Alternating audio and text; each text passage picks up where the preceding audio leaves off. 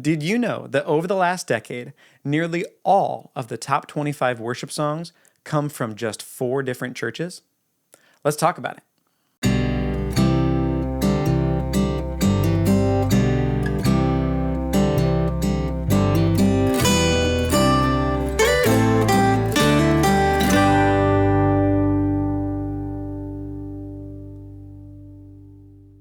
Welcome to Blueprint Sounds. My name is Nathan Smith. Thanks for joining me. Today we're going to be talking about the worship industry and that stat that I shared with you at the beginning, that nearly all of the top 25 worship songs of the last decade come from just 4 sources. But before we do, I want to give you something. If you have a song that you've been working on with your team that you wish could have another gear, go to my website, blueprintsounds.com, and get access to my free guide called 25 Chart-Topping Arrangement Tricks. It gives you 25 tricks for ways to keep your song interesting, a few sentences about why that trick works and what to listen for, and then a song from the radio so that you can hear the trick in action.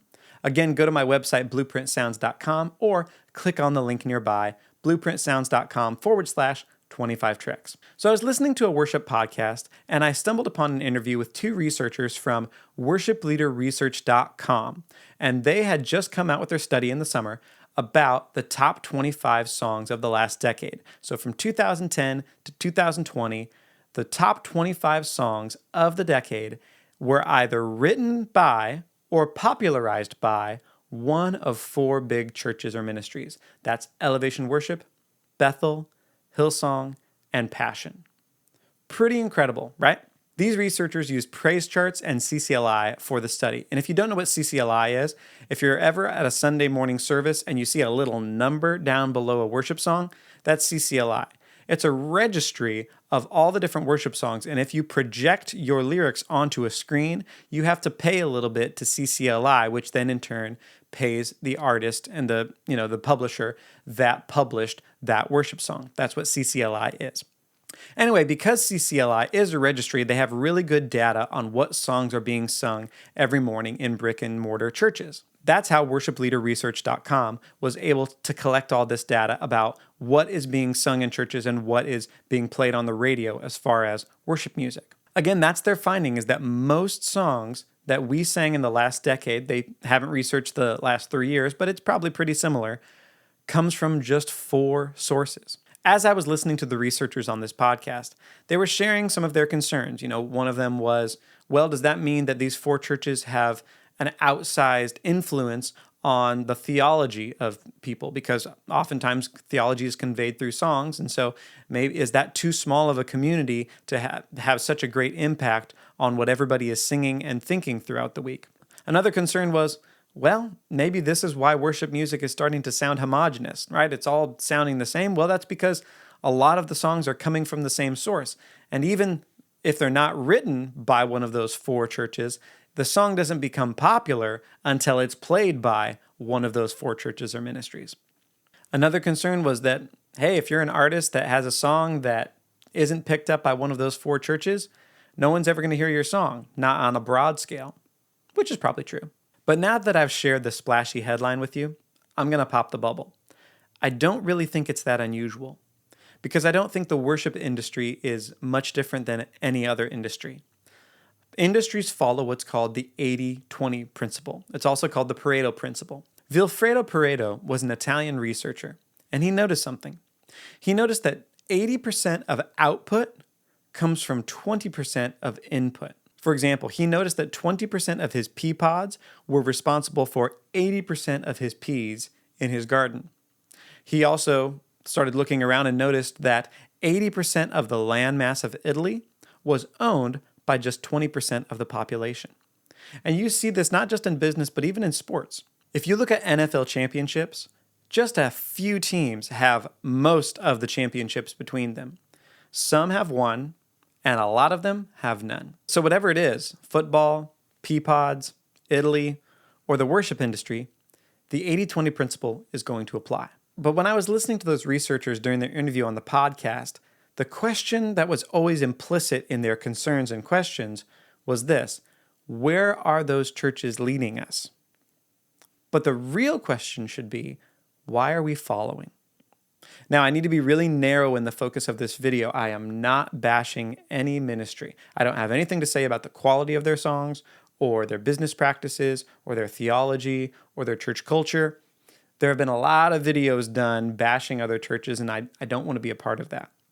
But I do want to tell you that you, as an individual, always have a choice. That study isn't so much an indictment of those 4 churches as it is an indictment of the American church, because the American church broadly looks like the American culture, and that is a consumer-based culture, right? A consumer-based culture is a burger and fries, a big screen TV, and a Netflix account. Those are all products that you buy that are finished. They're already done. They aren't processes. And here's what I mean. A typical worship team on a Sunday morning gets the songs, the charts, the multi-tracks, the synth pads, the slides, all of it as a finished product. Yes, the team has to play them, but by and large, you're standing on someone else's shoulders. You're buying something that someone else built. And so the laws of industry apply. 80-20 principle is going to happen. You're going to start thinking after a while, all these songs sound the same, because they do, because you're consuming them. You're buying finished products. But you also have the option of going in on process. You could write your own songs. You could play your own instruments. You could find your own patches. It's all an option. It's available if you wanted to. This summer, I happened upon a talk given by a guy named Joel Salatin. He's a farmer from Virginia, and his farm uses no pesticides, no herbicides, no vaccines, hardly any medication at all on their animals, and they have amazing products, right? He's had his chicken eggs tested in a lab, and they are multiple times more nutrient dense than the stuff that you get at the supermarket.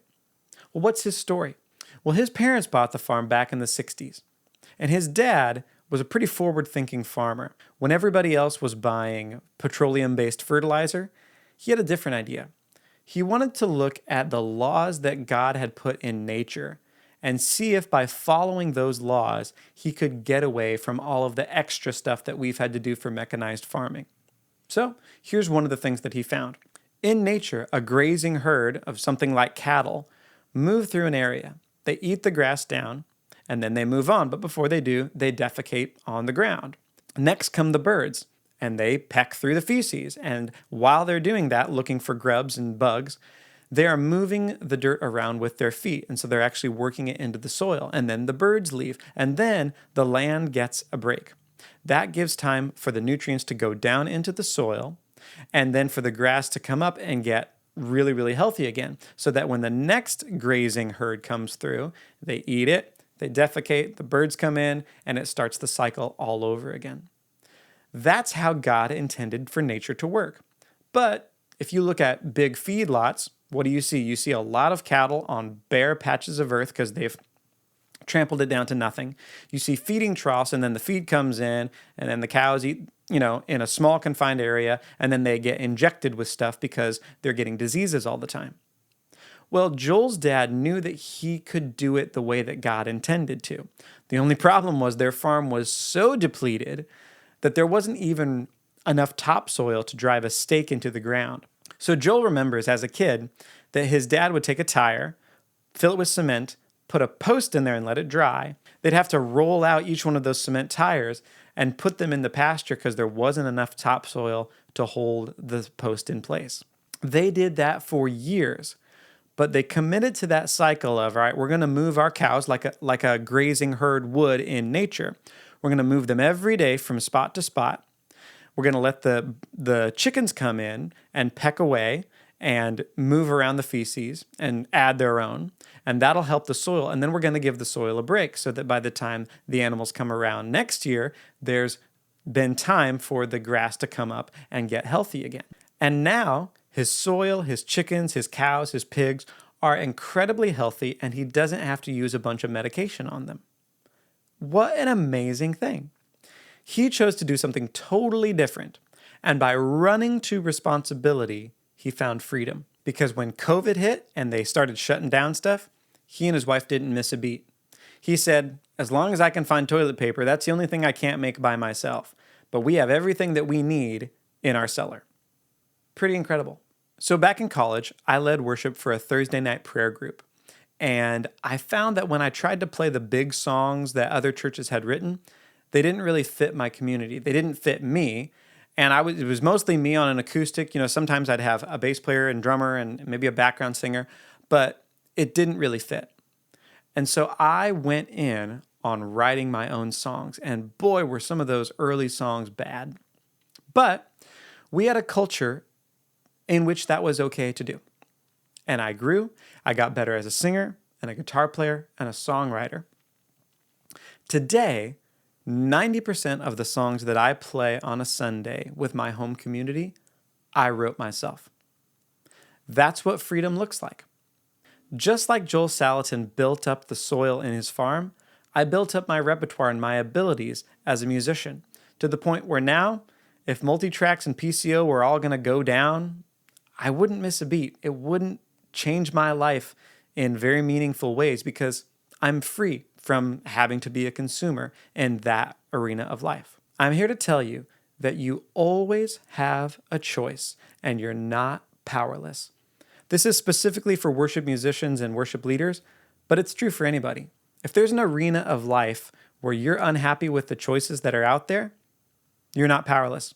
You could do it for yourself, and it would take a while, and it would be hard, but boy, is it fulfilling when you do something and make something yourself. Like I said, that's how you gain freedom and independence, is by taking on responsibility to do something yourself. But if you default to consumer mentality, which is so prevalent in America, we almost defend it, then you don't really get the right to complain. I mean, you can complain, but it doesn't make any difference when you complain about you not liking what's been given you or what is available for purchase.